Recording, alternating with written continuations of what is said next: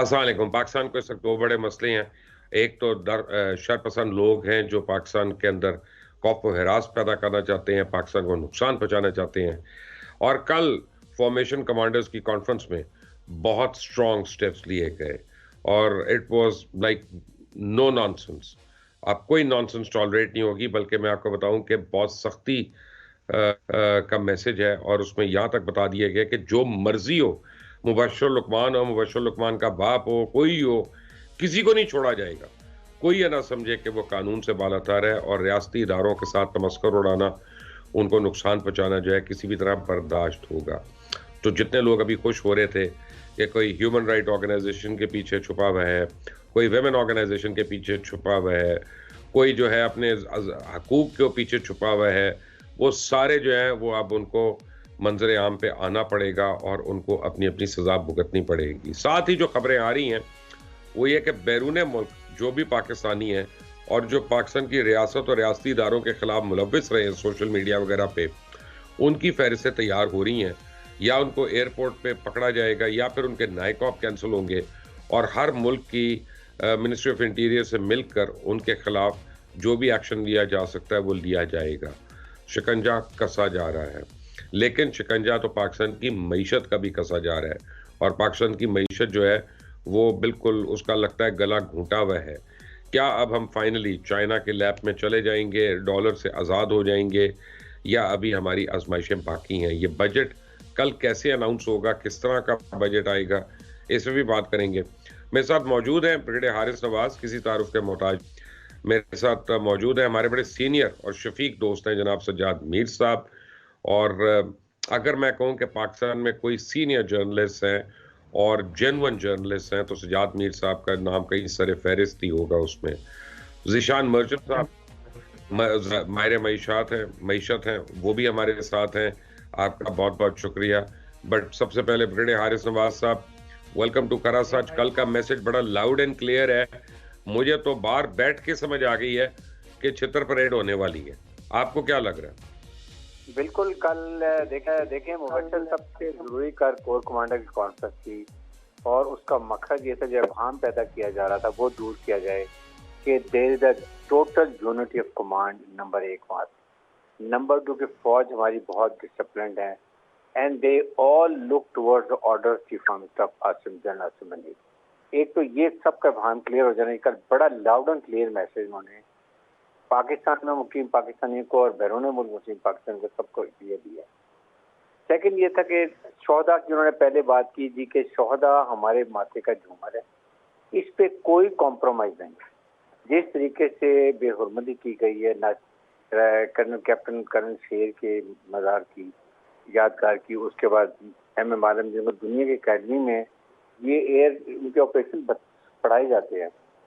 फिर उसके बाद कि ये कि क्योंकि तो मुराद ट्रुफ के लिए बहुत जरूरी है। ट्रुफ देखें, ये कहेंगे जी हमारे अवाम हमारे लोग इस तरीके से हमारे शहीदों को कर रहे हैं और हम पहाड़ों में बैठे हुए हैं, बर्फ पर चोटियों बैठे हैं, हम शहीद होंगे, क्या हमारा भी यही हमारी फैमिली का हाल होगा? तो इस लिहाज से फौज is very sensitive about this. और आई एम श्योर कि पाकिस्तान के 95 से 98% अवाम सब इसमें शामिल है जो इस चीज़ को एक्नॉलेज करते हैं।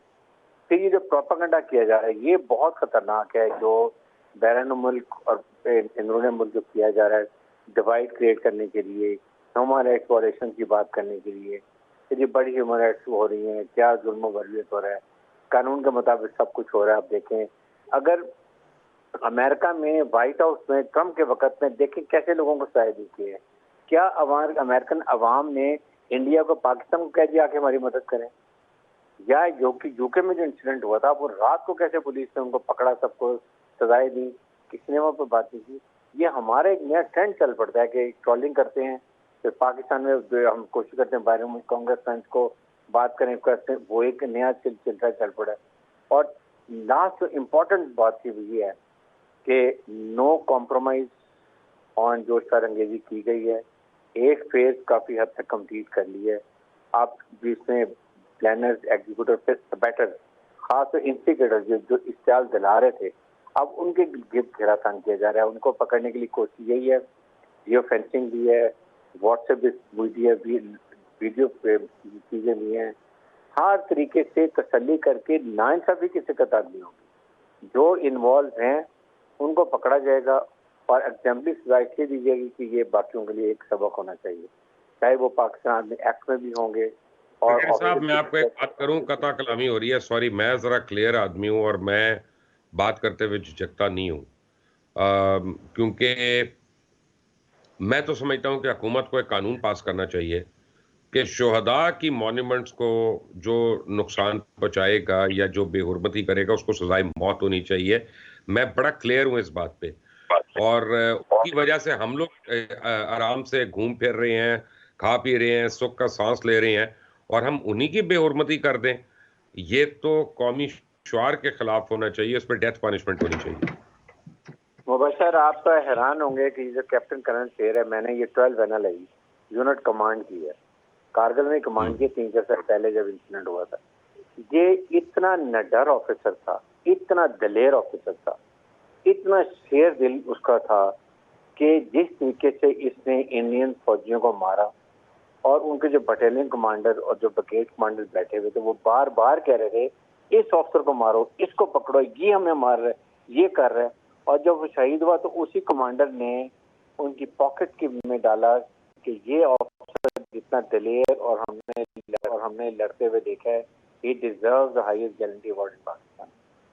क्या इसी, अब आप बताएं उसकी फैमिली को, उसके लवाहिकीन को कितनी तकलीफ हुई होगी। मैं यकीन, आई कांट बिलीव कि ये हम पाकिस्तानी जिनके लिए फौज दिन रात मेहनत करती है, बका की उनकी सलामती की जामिन है, और आप उनके खिलाफ से बात करें, क्यों जवान हमारा लड़ेगा जब उसको ये नजर आएगा। तो इसलिए फौज, हम हर साल 6 सितंबर को हर रेजिमेंट में तमाम शोधा की फैमिली को बुलाते हैं, जितने भी, चाहे सिपाही की हो या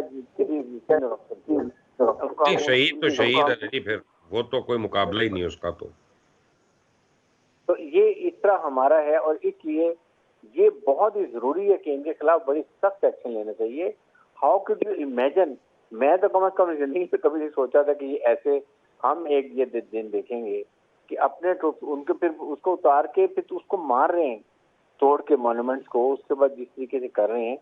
ये वजह थी कि आपने 25 मई 2022 को आपने एक स्टार्ट किया, एक नैरेटिव लेके कि वो आपने फौज एस्टेब्लिशमेंट फौज के खिलाफ मीर जाफर, मीर सादक, सो करके आपने अल्टीमेटली उसको कल्मिनेट किया 9 मई को। बच्चों को ब्रेन वॉश किए, माइंड पॉल्यूट किए, आर्मी के खिलाफ उकसाया ताकि ये, और फिर why should go to army. आप सियासी लड़ाई में हमेशा कहता हूँ, आप सियासी का आप धरना देते हैं माल रोड के ऊपर, मैं उस लॉजिक पे हुई नहीं। मेरा मतलब है कि शुहदा की मॉन्यूमेंट्स पे और रियासत की अलामतों पे जो कोई आए उसको फिर मुल्क में रहने की जरूरत ही नहीं है, उसको फिर किसी उसके अल्लाह के पास पहुंचना चाहिए, बस बॉटम लाइन ये। मैं तो बड़ा क्लियर हूँ। बिल्कुल नहीं, बिल्कुल। और उसमें मैं ये कहूंगा, बल्कि फिर सबसे बड़ी बात है कि रिग्रेट नहीं है। आप आते नेशनल टीवी पे, आप एक पार्टी की जिनकी वजह से आपको माफी मांगे शुहदा की फैमिली से, आर्मी से, आवाम से कि जी I am the leader, I take full responsibility, मैं इसको ओन करता हूँ और मैं सजा के लिए तैयार हूँ। ये कर्ज होनी चाहिए। फिर आप कहने जी मेरे लीडर ने किया, ये होनी चाहिए कि मुझे ये कहना चाहिए कि अगर मुझे जनरल आसिम मुनीर नहीं अच्छे लगते, मैं कहूँ जी मुझे आसिम मुनीर नहीं अच्छे लगते, लेकिन मैं इदारे को, पूरी फौज को मैं उसके मुतल्लिक नहीं बात कर सकता, नहीं कर सकता। बिल्कुल। और माफी कह, और साहब कहते हैं जी कि मैं माफी हूँ, तो बहुत चीजें बदल जाती है, लेकिन अना ईगो ये आपकी सियासत में नहीं है। आपको जब तक बैठ के रिकंसिलिएशन नहीं करेंगे, मुज़ाकरा नहीं करेंगे, you could handle the situation. आप समझ, आप कैपेबिलिटी नहीं है कि आप समझें कि you become the super power, और उसकी वजह से आप किसी को नहीं ले रहे, ना पॉलिटिशियन से बात कर रहे हैं, ना आर्मी के खिलाफ जहर उगल रही है। ऐसे तो चीजें नहीं होती है। You must understand how much you causing damage. जो एनिमी चाह रहा था जबकि आपने वो कर दिया, जो वो 75 साल से नहीं कर सकता। वो तो देखें, मैं उनके प्रोग्राम में नहीं जा रहा, इतनी उन्होंने मुझे कॉल की, मैंने एक प्रोग्राम नहीं अटेंड किया, मैं क्या करूं। वो ढोल बजा रहे हैं बैठे हुए कि व्हाट इज ये हो गया। आप अल्लाह ताला ने आपको इस मुल्क में इज्जत दी है, यही मुल्क आपकी पहचान है, यही आपकी शनाख्त है, क्यों आप और कहीं जाएं। लेकिन सजाद मीर साहब, मुझे दुख इस बात का, आप भी सिविलियन है, मैं भी सिविलियन हूँ, चलें, अब मेरा और आपका तो कोई बराह रास्त ताल्लुक नहीं है फौज से, सिवाय इसके कि हमें उससे प्यार है, हमें उससे इश्क है, हमें एहतराम है। लेकिन पूरी हिंदुस्तान की फिजाइया, पूरी हिंदुस्तान की आर्टिलरी और एक एक वगैरह जो है वो एम आलम के जहाज को नहीं गिरा सकी, और हमारे यहाँ चंद घटिया तरीन, मकरूह तरीन लोगों ने जाके उसको ना सिर्फ गिराया, उसकी बेहुरमती की, उसको डंडे मारे। मैं जो ब्रिगेडियर हारिस नवाज को कह रहा था कि ऐसे लोगों के लिए अलामती सजा नहीं होनी चाहिए, वो ऐसी सजा होनी चाहिए जो आने वाली नस्लों के लिए अलामत बन जाए, इबरत का। आप एग्री करेंगे कि नहीं? बिल्कुल एग्री भी करूंगा, बल्कि मैं तो ये कहता हूं कि ये इस पूरे प्रोसेस में हमने देर कर दी है। इतनी देर करने की जरूरत क्या थी? बल्कि सच्ची बात तो ये है कि एक साबिक जज ने ये बात कही थी, ऑन टीवी पे कही थी, कि वो अगर जीएचक्यू में दाखिल हो गए थे या कोर कमांडर हाउस में दाखिल हो गए थे तो उन्होंने तो हमाकत कर ली थी। वापस कैसे आए? वापस इसलिए आए कि शायद हमने बहुत रिस्ट्रेंट का मुजाहरा किया। हमारी मुसल्लह अफवाज ने भी, हमारी इंतजामिया ने भी, हमारी सिविल एडमिनिस्ट्रेशन ने भी बड़ी बड़ी बड़ी तहम्मुल का मुजाहरा किया। कहीं गोली न चले, कहीं लोग जो है अपनी जान से न चली जाएं, शहरियों का नुकसान न हो। लेकिन इसका यह मतलब नहीं, देखिए पाकिस्तान की फौज की तो एक खास हैसियत है भाई, यही नहीं है कि वो लड़ रही है इस वक्त हालत जंग में। ये वक्त वो कॉन्स्टेंटली इतने 77 साल से 75 साल से दुश्मन के सामने सफा रहा है। दुनिया की कम फौजों को ये एजाज हासिल होता है, और उनके लिए वो एक इस मुल्क की तहफ़्फ़ुज़ की अलामत है। लेकिन अगर ये ना भी हो तो दुनिया का कौन सा मुल्क है, मुझे नाम बता दीजिए, अमेरिका है या बरतानिया है, जहां फौज के बारे में डिमोरलाइज करने के लिए फौज को इस तरह के नहीं, कोई इससे भी छोटे इकदाम किए जाते हो, उसको टॉलरेट किया जाता हो? होता ही नहीं। वियतनाम की जंग में कोई बोलता था खिलाफ तो क्या करता था अमेरिका? आप ये नहीं बता भाई, सकते पूरे अमेरिका के किसी मीडिया पे कि अफगानिस्तान में कितने अमरीकी मारे गए हैं, ये नहीं बता सकते। ये नहीं बता सकते। ये एथिक्स है पूरी दुनिया में, इसको माना जाता है। देखिए ये जो वाकया है ना, कुछ हम 9/11 कह रहे हैं, मैं कह रहा हूं कि एक चांस था इनके लिए, एपीएस की तरह का। एपीएस का जब वाकया हुआ था तो इस पार्टी ने, इसके लीडर ने सारा कुछ जो कहता था धरना मैं बंद नहीं करूंगा, 26 दिन से बैठा हुआ हूं और मैं इसको निकाल के जाऊंगा, डंडा लपेट दिया था, बहाना लेकर, आड़ लेकर। अब इसकी बजाय ब्रिगेड साहब ठीक कह रहे थे कि इसकी आड़ लेकर वो ये कह सकता था टीवी पर आकर कि भाई ये अगर जो कुछ हुआ है मैं इसकी जिम्मेदारी लेता हूँ, लेकिन मैं ऐलान करता हूँ कि ये गलत हुआ है और इसकी जिम्मेदारी सिर्फ मैं लेता हूँ। किसी की इतनी हिम्मत थी इस लीडर की? अनार की पहचान पे बैठे हुए ये लोग हैं और समझते हैं कि बड़े महफूज हैं। ऐसे हुआ नहीं करता।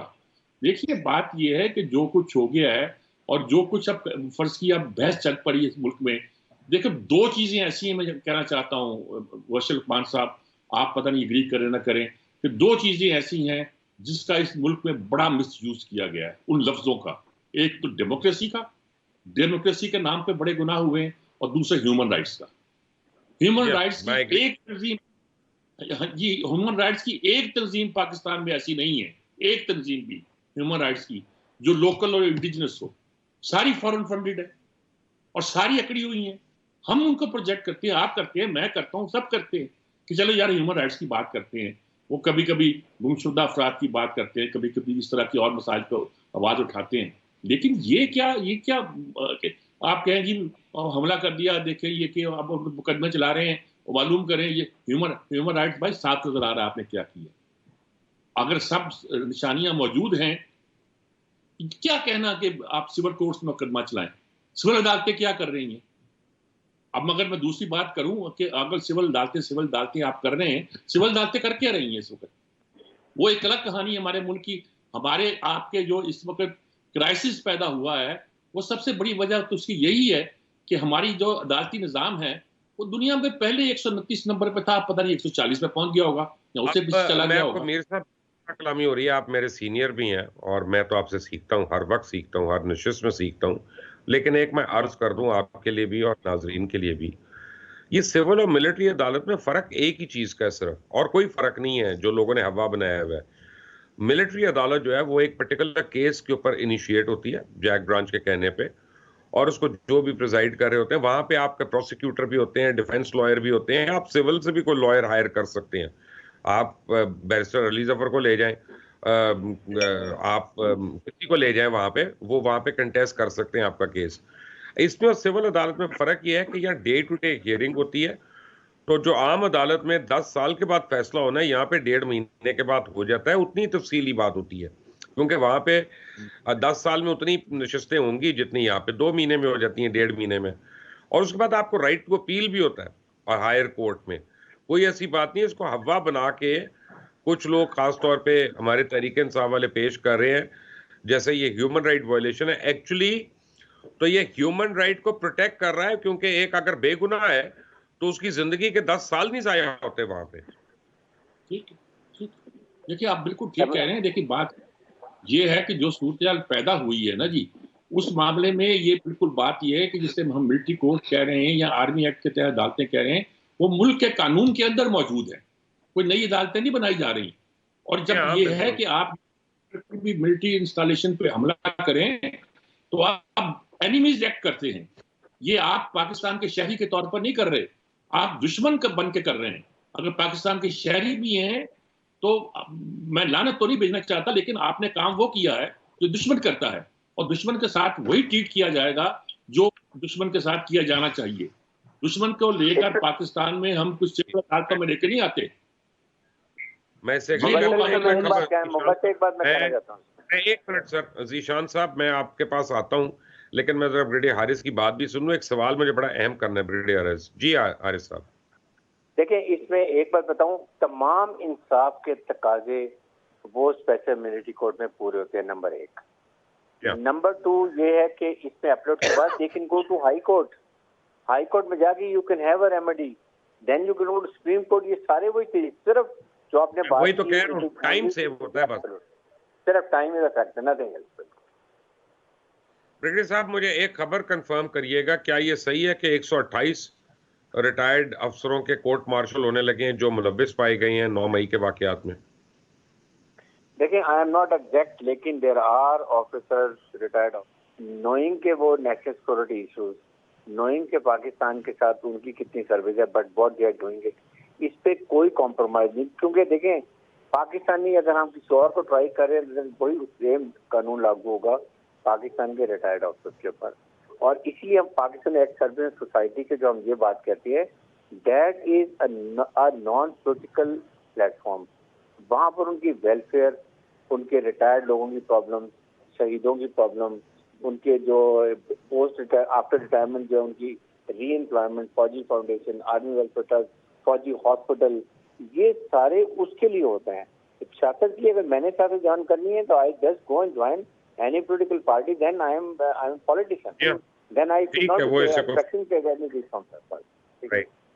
जीशान साहब, पहले तो माजरत कि आपको हमने इतनी देर वेट कराया, 2 वर्दी और गेस्ट थे हमारे, मैं उनसे तफसीली बात कर रहा था, फिर मैं आपके सब्जेक्ट पे आना चाह रहा था। मुझे ये बताएं कि मईशत के हवाले से हमारे पास कोई अच्छी खबर है इस मुल्क में? अनफॉर्चुनेटली मेरे पास ऐसी कोई अच्छी खबर नहीं है। मईशत के जो आपने नंबर्स देखे होंगे, हमने हर चीज में रिकॉर्ड माइनस किया है। हमने जो इंडस्ट्रियल सेक्टर है, लार्ज स्केल मैन्युफैक्चरिंग, वो माइनस, हमारा कॉर्पोरेट सेक्टर वो माइनस, हमारा कंस्ट्रक्शन सेक्टर वो माइनस, हमारी हर चीज माइनस माइनस माइनस माइनस में है। और हमारे जो कल जो बजट आने वाला है, जिसमें जो टारगेट्स रखने वाले हैं हम, वो ऐसे प्लस है कि आपकी और मेरी तबीयत साफ हो जाएगी जनाब। क्योंकि जो बजट कल पेश किया जाने वाला है, उसमें 14,500 बिलियन का जो है वो एक्सपेंडिचर का बजट है। ये 9,200 बिलियन जो है हमने टैक्स रेवेन्यू से हासिल करना है। ये पिछले साल के मुकाबले में, जो ये साल अब 30 जून को खत्म होगा, इसके मुकाबले में 25% ज्यादा है। इस साल का हमारा टैक्स का टारगेट जो है वो 7,400 है, जो मई के एंड में इनकम होनी है। सॉरी जिशान, कारोबार चल नहीं रहे, इनकम हो नहीं रही, इन्वेस्टमेंट लग नहीं रही, टैक्स कैसे इंक्रीज हो जाएगा? अब ये तो इसाकदार साहब बताएंगे आपको कल कि टैक्स को कितना इंक्रीज करेंगे और कैसे इंक्रीज करेंगे। उन्हीं 36 लाख लोगों से टैक्स मजीद लिया जाएगा कि जो ऑलरेडी इस सिस्टम में टैक्स दे के थक गए और दे के मर गए। क्योंकि आपने पिछले साल एक बड़ी जद्दत लेके आए कि जो टैक्स ऑलरेडी ज्यादा दे रहा था उसको कहा कि तुसी सुपर टैक्स भी दो, फिर उसको कहा नहीं जी तुम सीवीटी भी दे दो। फिर इसको कहा नहीं यार, तुमने जो प्लॉट खरीद के रखे हैं ये अच्छे नहीं लग रहे मुझे, तुम इस पे भी मुझे डीम्ड रेंटल इनकम पे टैक्स दे दो। तो आप कर ये रहे हैं कि जो आपके सिस्टम में मौजूद है उसको तो हर किस्म के टैक्स लगाए जा रहे हैं, लेकिन अनफॉर्चुनेटली जो हमारे मुल्क के जागीरदार हैं वो कोई टैक्स नहीं देते, क्योंकि वो प्रोविंशियल सब्जेक्ट है तो फेडरेशन के पास हक ही नहीं है उनको टैक्स लगाने का, और वो टैक्स नहीं देते। फिर इसी तरीके से हमारे बहुत सारे वो लोग जो सिस्टम में होने चाहिए, हमने असल में किया ही है over the last few years कि जो टैक्स नहीं देते ना, हमने उन्हें इज्जतदार नाम देना शुरू कर दिया है कि यार नॉन फाइलर्स हो। तो चलो कोई नहीं, आप अगर पहले 15% प्रॉफिट ऑन डेट पे टैक्स देते थे तो 20% दे देना। तो चलो कोई नहीं, आप पहले जो है वो 1% प्लॉट खरीदते थे उस पर टैक्स होता था तो आप 2% दे देना, लेकिन आपको सिस्टम में आने की जरूरत नहीं है, क्योंकि हमारी काविश ही नहीं है कि हम आपको सिस्टम दें, क्योंकि हम चाहते ही नहीं है कि टैक्स बेस बढ़े। हम तो चाहते ही है कि जितने लोग टैक्स दे रहे हैं बस वही टैक्स देते रहें, नया कोई सिस्टम में ना आए, क्योंकि आएगा तो हम संभालेंगे कैसे उसे। आपका रिटेल सेक्टर मुल्क में जीडीपी का जो आपकी जो टोटल जो पैदावार है उसका 18 से 20% कॉन्स्टिट्यूट करता है, टैक्स में 1% भी नहीं है। एग्रीकल्चर सेक्टर अगेन आपका 20% कंट्रीब्यूट करता है, टैक्स में 1% भी नहीं है। तो हमारे मुल्क में डिस्पैरिटीज बहुत सारी हैं। अभी मैं एक और जगह पे डिस्कशन हो रही थी तो मैंने वहां ये कहा, और मैं आपके चैनल के वसाकत से भी सबको ये मैसेज देना चाहता हूँ कि अब हमें सच बोलना पड़ेगा अपने आप से। हम मेरे ख्याल से शेख चिल्ली की दुनिया में बैठे हैं कि इस साल 7,400 नहीं मिला टैक्स तो कोई नहीं, अगले 14,200 ले लेंगे। कैसे ले लेंगे जनाब, मुझे कोई बताइए ना। बिजनेसेस बंद हैं, कॉर्पोरेट सेक्टर बंद है, 9 लाख लोग मुल्क से चला गया आपके, जो पढ़ा लिखा 9 लाख लोग। हर तरफ जब आप टीवी खोलें तो डिप्रेसिंग न्यूज है। तो आप मुझे ये बताइए कि ये 9,200 कैसे लेंगे। मुझे तो समझ नहीं आता, मैं जितनी भी सिंगी लगा लूं, माजरत के साथ ये वर्ड यूज कर रहा हूं, मुझे नहीं समझ में आता कि 9,200 कैसे कलेक्ट होगा। आप ये हो सकता है कि हम चूंकि हर चीज इंपोर्ट करते हैं तो डॉलर और पाकिस्तानी रुपए की जो पैरिटी है वो कोई 300 साढ़े 300 रुपए पे खुदा ना खास्ता आप ले जाएं, तो जो भी इंपोर्ट होगा, इंपोर्ट को आप कन्वर्ट करते हैं डॉलर को रुपए में, तो रुपए से फिर आपको टैक्सेस और ड्यूटीज मिलती हैं, तब आपको शायद मिल जाए। और तो मुझे कोई ऐसा तरीकेकार नजर नहीं आ रहा। ज़ीशान, उससे हमारा डेट तो बहुत बढ़ जाएगा और हमारे एक्सपेंसेस भी बढ़ जाएंगे। तो जी हमने इस साल कर्जे लेने का जो हदफ रखा है वो 6,000 बिलियन तो रखा हुआ है इस बजट में। तो आप क्या चाहते हैं, यानी 6,000 नहीं होगा तो 10,000 हो जाएगा। इस साल हमने 15,000 बिलियन ले लिया है कर्जा, अगले साल 10,000 और ले लेंगे। तो अपने आने वाली जनरेशंस को मकरूज करने जा रहे हैं और कर चुके हैं। माजरत के साथ मेरे पास कोई अच्छी चीज बोलने के लिए है नहीं। मैं आपको एक छोटा सा कंपैरिजन देता हूं। पिछले साल अप्रैल में डॉलर फी जो ऑयल था वो फी जो था वो $118 था। आज जो ऑयल पर बैरल है इन यूएसडी वो $65 से $70 के दरमियान है। $70 था, सुबह मैंने चेक किया। तो वो पिछले साल के मुकाबले में तकरीबन 50% कम हो चुका है। जो हम इंपोर्ट करते हैं अशिया खुर्दनोश जिसमें एडिबल ऑयल भी है, वो तकरीबन 50%, 40 से 50% इंटरनेशनल कमोडिटी जो है उसकी प्राइसेस कम हो गई हैं। जो फ्रेट चार्जेस हैं वो तकरीबन 80% कम हो गए हैं। लेकिन आप मुझे बताइए किसी एक चीज में किसी आम आदमी को कोई बेनिफिट पास ऑन हुआ है? तो हम असल में जो प्राइसेस जो बढ़ रही हैं उससे हम अपने रेवेन्यूज के टारगेट पूरे कर रहे हैं और पीछे कोई चीज नहीं है। मैं माजरत के साथ, मैं चूंकि पॉलिटिकल बातें करता नहीं, लेकिन जो नंबर्स मैं सुन रहा हूं या जो मैं देख रहा हूं, मैं तो उसको बेस बना के बात कर रहा हूं। मुझे किसी गवर्नमेंट से कोई वो ताल्लुक नहीं मेरा, लेकिन मैं एज अ कॉमन पाकिस्तानी मैं ये समझ रहा हूं कि आने वाला साल हम सब के लिए बहुत मुश्किल होगा। ज़ीशान मेरे साथ ही रहिएगा। सजाद मीर साहब ब्रिगेडियर हारिस मेरे साथ ही हैं। एक ब्रेक के बाद, टेक अ ब्रेक।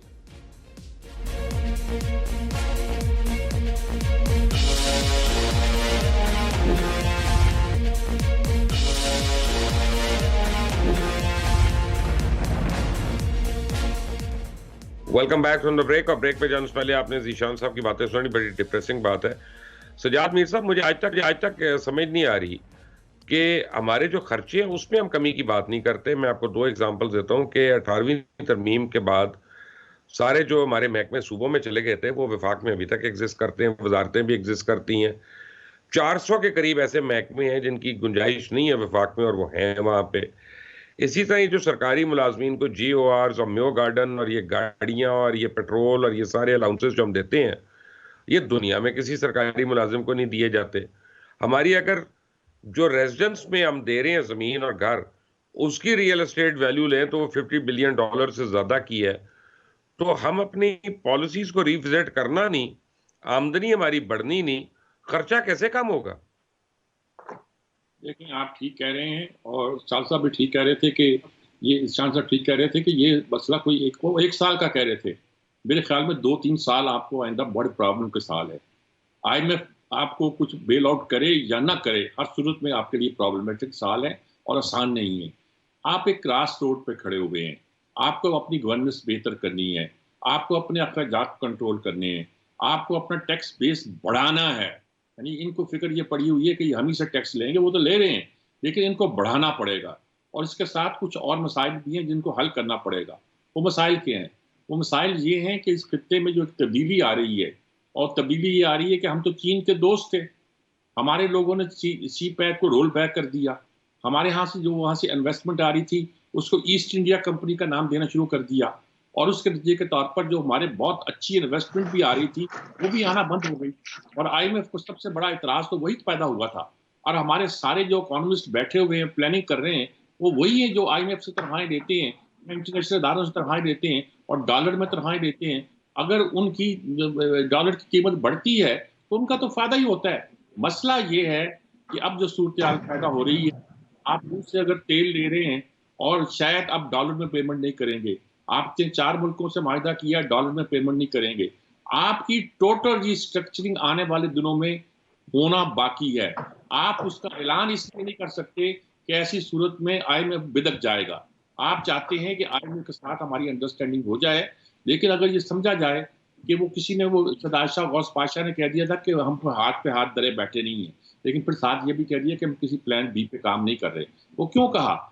हम कह कर IMF को ऑफेंड नहीं करना चाहते, लेकिन ये अंडरस्टूड है कि इस खित्ते का जो इकोनॉमिक स्ट्रक्चर और मिजाज है वो अब बदलेगा। हमें टैक्स बेस भी बढ़ाना पड़ेगा, अपने अखराजात भी कम करने पड़ेंगे, और अपनी, देखिए 2 चीज़ों का जोर दिया हमारे बहुत से लोग देते हैं, और आज भी बहुत से लोग इसका जिक्र कर रहे थे। अभी साग डार साहब ने भी प्रेस कॉन्फ्रेंस में बताया कि हमारा क्या क्या खसारा है। उन सारी चीज़ों के हवाले से हम देखते हैं कि सब लोग कहते हैं कि हमें अपनी एग्रीकल्चरल बेस को मजबूत करना है जो कमज़ोर हो गई है। अब हम गन्ना पैदा कर रहे हैं अपनी इन मिलों को चलाने के लिए जो सारे सियासतदानों की मलकियत है, शुगर पैदा करने के लिए, और कपास की हमने फसल तबाह कर दी है। कुछ तो तबाह होगी सैलाब से, कुछ तबाह कर दी है। और हमारी बहुत सी फसलें जो हैं वो अगर हम अपने एग्रीकल्चर में रेवोल्यूशन ले आए, और दूसरा जो फौरी काम हो सकता है, एक ये और दूसरा IT, जब मैन्युफैक्चरिंग है वो तो अभी हमारे पास ना पैसा है, ना रॉ मटेरियल है, ना कुछ डॉलर है कि हम उसको एक बूस्ट दे सके, उसको हम कायम रख सके और उसको कॉम्पिटिटिव बना सके। ये बहुत बड़ी बात होगी। और असल बात ये है कि अगर इस वक्त हमने $25 बिलियन कमा भी लिए या $26 बिलियन हो जाएंगे तो ये कोई बड़ी रकम नहीं है, लेकिन इससे ज्यादा आप कर नहीं सकते थे। आपकी इंपोर्ट आपने कम करनी है, IMF ने आपका गला घूंटा हुआ है, तो आपको रीथिंकिंग करनी पड़ेगी। और ये रीथिंकिंग जो है ये बाहर से आने वाला, हर आदमी का अपना इंटरेस्ट है। मैं और आप अगर तनख्वाहदार हैं तो हमारा इंटरेस्ट ये है कि अगर सरकारी शोबे की तनख्वाहें बढ़ती हैं तो हम भी अपने मालिकान से कह सकते हैं कि यार हमें भी कुछ दो। हमारा इंटरेस्ट हर तरह का हो सकता है। ये ताजर बरादरी जो है ये हमारे लिए प्रॉब्लम पैदा की हुए है। वो एक तो ट्रेड बढ़ा दी उन्होंने हर चीज की। अदरक, लहसुन, प्याज ये सारे बाहर से आ रहे हैं क्योंकि ट्रेड करने में फायदा है, प्रोडक्शन में फायदा नहीं है। बेशुमार चीजें इस मुल्क में, एक अरसा तक लोहा इसलिए नहीं बनता था, स्टील इसलिए नहीं बनता था कि उसके जो इस मुल्क में मोनोपोली थी जिन लोगों की, वो बड़े बाअसर थे। उनका स्टील अमेरिका कहाँ से आता था, बाहर से आता था, इसलिए वो स्टील मिल लगाने नहीं देते थे। हमारा बहुत कुछ करने की जरूरत है, रीथिंकिंग की जरूरत है। रीप्लानिंग की जरूरत है। और लकीली इस वक्त हम तारीख के उस मोड़ पे खड़े हैं जहां इस खित्ते का निज़ाम बदल सकता है और बदला जा रहा है। हम उसका पार्ट बन सकते हैं, क्योंकि हम तो सी पैक में भी रहे। चीन हमारे साथ ताल्लुका, अगर हम देखिए सी पैक सिर्फ चीन नहीं है, हम रूस से भी ताल्लुका बना रहे हैं, अफगानिस्तान और ईरान के साथ अपने ताल्लुका ठीक कर रहे हैं। ये सारी चीजें हमें पे नहीं करेंगे उतना जितना हमें चाहिए, लेकिन ये बात अंडरस्टूड है कि हमारे जो लिवरेजेस हैं हम उसे इस्तेमाल करें, अपनी बेस बढ़ाएं। ये क्यों नहीं देंगे? कहते 8 बजे तक तो बंद कर रहे हैं आप, इनके ये मसाइल हैं। बात ये है कि ये इस तरह मसला हल नहीं होगा। हम जो हमारी इंडस्ट्री है वो इसमें इस साल बड़ा बूस्ट मिलने की तवक्को नहीं है। अगर वो माजी के स्टैंडर्ड पे वापस चली जाए, कायम रह सके, तो ये बहुत बड़ी बात होगी। लेकिन असल चीज है आईटी पे हमने काम नहीं किया उतना जितना करना चाहिए, उसमें पोटेंशियल ज्यादा है। एग्रीकल्चर पे काम कर सकते हैं, ये फॉरेन के काम है जिससे हमारा फॉरेन एक्सचेंज बढ़ भी सकता है और हमें उसके लिए अपना इंपोर्ट बिल बढ़ाने की जरूरत पेश नहीं आएगी। और बहुत से इकदाम हैं, हम सोलर एनर्जी पे जाना चाहते हैं, कुछ और करना चाहते हैं, बहुत सी बातें हैं जो हमारे लिए बहुत इंपॉर्टेंट है। और यह बात दुरुस्त है कि हमारा जो अपने अखराजात हैं हमने लल्ले कर रखे हैं, उसने हमें बिल्कुल तबाह कर रखा है। हमारा लाइफस्टाइल ही बदल गया है। हाँ, लाइफस्टाइल बदल गया है वो जी। अब वहाँ इंडिया का लीडर जो है वो 3 कमरों के घर में रहता है, हमारा लीडर या बनी गाला में रहता है, या हमारा लीडर जाती उमरा में रहता है, या ब्लावर हाउस में रहता है। यानी कि किसी की आप अलग करें नहीं, हमारा लाइफस्टाइल लग गया। हारिस नवाज हमारा लीडर तो गाड़ी पे जाता ही नहीं होता, हेलीकॉप्टर पे दफ्तर जाता रहा। देखिए मुबशर, मैं इन हाउस हम बार बार बात कर रहे हैं लोन की, ये कर रहे हैं वो कर रहे हैं, भाई अपने घर को किसने ठीक करना है? आपसे मैंने कई दफा कहा कि एफडीआर में एक साल के अंदर 2000 से 3000 अरब रुपए का पैसा लूटा जाता है। इनकम टैक्स, सेल टैक्स और कस्टम में। कौन से कंस्ट्रक्शन इंस्पेक्टर की घर में देखिए कराची में कितने घर हैं या अपार्टमेंट पे, लाइफ स्टाइल क्या उसका, इसको किसने ठीक करना है? नंबर 2, आपके स्टेट कॉर्पोरेशन जिससे स्टील मिल, पीआईए और रेलवे शामिल है, 800 से 900 अरब रुपया एक साल में हम इनसे खर्च करते हैं। हम इनको क्यों प्राइवेटाइज नहीं कर सकते? क्योंकि हम बेईमान हैं, हम करप्शन करना चाहते हैं, हम डरते हैं कि फिर गलत करेंगे बाद में पकड़े जाएंगे। नए का सिस्टम कम से कम एक साल में जब ये हुकूमत आई है 3-4 ऑर्गेनाइजेशन बना लेते। अगर हम प्राइवेटाइज कर देते हैं तो हम 800-900 रुपये ये बचा लेंगे।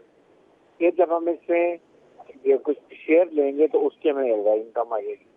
तो बताएं 3 अरब रुपया, 3000 अरब रुपया अगर हम एक साल में बचा लें सिर्फ अपने घर को ठीक करके। इसके अलावा मैं आपको कुछ नहीं कह रहा, जो लूट मार ये मिनिस्ट्रीज में, president house, prime minister house, कोई किसी ने कमी की है। एक सेक्रेटरी के पास, एक डिप्टी कमिश्नर के पास 3, 4, 5 गाड़ियां होती हैं, उनका पेट्रोल, उनका एक्सपेंडिचर, उनकी wear and tear. I mean why don't we understand? अगर मैं और आप समझ के बात कर सकते हैं तो हम क्यों नहीं कर सकते? अपने खर्चे काम करेंगे। घर में भी एक औरत भी खर्चा करती है, कहती मेरी 50 इनकम है, मैं 40,000 करूंगी, 10,000 फिर भी बचाऊंगी। यहाँ तो उलट हिसाब है, आना है कमाना, चले जाना, जात बाहर के बना लें। आपके पीएमएल को क्या फाइनेंस मिनिस्टर पिछले 20 साल में कोई और नहीं मिलता, he is only left, indispensable होता है। Graveyards are full of indispensable. हम ये चीजें हमें समझे तो ये प्रॉब्लम खत्म हो सकती है। उसके लिए really you need a person जो आके, अब जिसकी नई पार्टी बन रही है, आई विश कि किसी की ये सोच हो कि हमने पाकिस्तान के अवाम के लिए कुछ करना है, अवाम के हालात को बेहतर करना है। डॉलर का जब फर्क होगा 100, 250 और 305 रुपए में, 20 रुपए में, आप मुझे बताएं कौन पाकिस्तानी बाहर से बैंक के थ्रू भेजेगा, हुंडी के थ्रू क्यों नहीं भेजेगा? 20 रुपये डॉलर का कमाएगा। आपकी एक्सपोर्ट खत्म होती जा रही है। इंडस्ट्री लगाई थी आपने गाड़ियों की, सबकी जो लगाई है, इस पे 50% इंडिजिनस पार्ट बनाने के, एक पार्ट नहीं बनाते, खामोशी चुप करके बाहर से जाता है और वो कीमत बढ़ती है। तो ये तो हमारी डूबल थिंग है ना। हम बार बार IMF को वर्जन वो क्या कहते हैं, भाई खर्च कम करो, ठीक है, और इनकम बढ़ाओ। ये तो एनीबॉडी वुड से राइट। तो जीशान साहब प्रॉब्लम ये है कि इनकम हमसे बढ़ नहीं रही और खर्चा हम कम नहीं करना चाहते, फिर मुल्क कैसे चलेगा? देखिए, टैक्स बेस बढ़ाने की बात हो रही थी। टैक्स बेस बढ़ाया जा सकता है, इसमें कोई बड़ा मसला नहीं है। इस वक्त जो अगर आपके लिए सबसे चेरी पिकिंग्स है कि आपके पास डेटाबेस में नॉन फाइलर का डेटा मौजूद है, चूंकि उनका नाम से जो भी टैक्स कटता है वो उनके CNIC पे कटता है। आप CNIC से ट्रैक कीजिए, आप उनको पकड़ सकते हैं।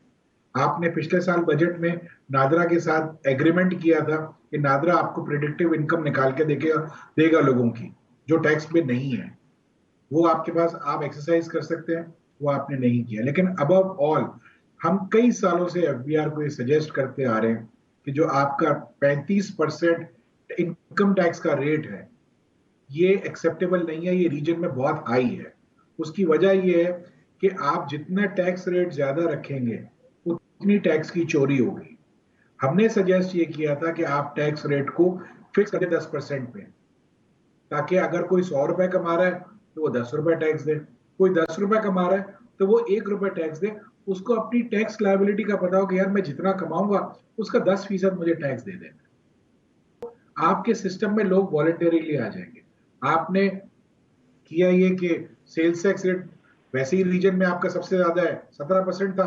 आपने फाइनेंस अमेंडमेंट एक्ट लेके आए, आपने उसे 18% कर दिया। अब आप जो है अगर कोई अनरजिस्टर्ड पर्सन है जो सेल्स टैक्स के सिस्टम में नहीं है तो उसको 18 + 3 21% चार्ज करते हैं। इनकम टैक्स का रेट है 35%, उसके ऊपर सुपर टैक्स है 1%, ये प्रॉपर्टी का टैक्स है 1%, CVT है 1%, वर्कर्स वेलफेयर फंड है 2%। मैं 40-42% टैक्स दे दूं तो मैं क्यों बिजनेस ही क्यों करूं? मैं वो सारा पैसा बैंक में रख दूं, चूंकि इंटरेस्ट जो है आजकल वो 22% 23% मिल रहा है मुझे, तो मैं बंद करूं अपना कारोबार, मैं रख दूं पैसा बैंक में, बैंक से मुझे अल्लाह अल्लाह खैर से अल्लाह 22% नहीं तो 20% मिल जाएगा। कौन सा बिजनेस है जो आज मुझे 20% कमा के दे रहा है? मैं तो बैंक में पैसा रखूं, सारे लोगों को निकालूं, लेबर यूनियन से जान छोड़ाऊं और अपने बिजनेसेस को ताला लगाऊं। जब कभी इकोनॉमी ठीक होगी फिर इंडस्ट्री चला लूंगा। तो आप अगर चाहते हैं कि इकोनॉमी चले, आप अगर चाहते हैं कि टैक्स बेस बढ़े, तो 2 बुनियादी फैसले करने पड़ेंगे। 3, एक कि आप ये बुनियादी फैसला करें कि हमें हर एक से टैक्स लेना है।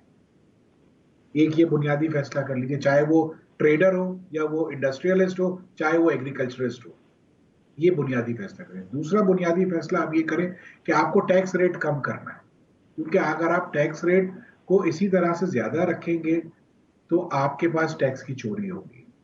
मैं आवाम को में से जो 36 लाख लोगों ने अभी मार्च तक टैक्स रिटर्न फाइल किए थे, उसमें से तकरीबन 16 या 17 लाख सैलरी टैक्स पेयर्स हैं। उनको मैं कहता हूं कि जी ये सैलरी टैक्स पेयर्स जो है ये ऑनेस्ट फोर्स्ड टैक्स पेयर्स हैं, क्योंकि इनकी तनख्वाहों से इन्हें टैक्स कट के मिलता है, उनके पास कोई चॉइस ही नहीं टैक्स चोरी करने की, तो उनकी तनख्वाह से टैक्स कट के मिल जाता है। तो टैक्स रेट को कम करें। और लास्ट, बहुत बहुत शुक्रिया हमें ज्वाइन करने के लिए। सुजात मीर साहब आपका भी शुक्रिया। बिगड़े हारिस नवाज आपका भी शुक्रिया। पीर तक के लिए इजाजत दीजिएगा। Until the next time, Allah Hafiz.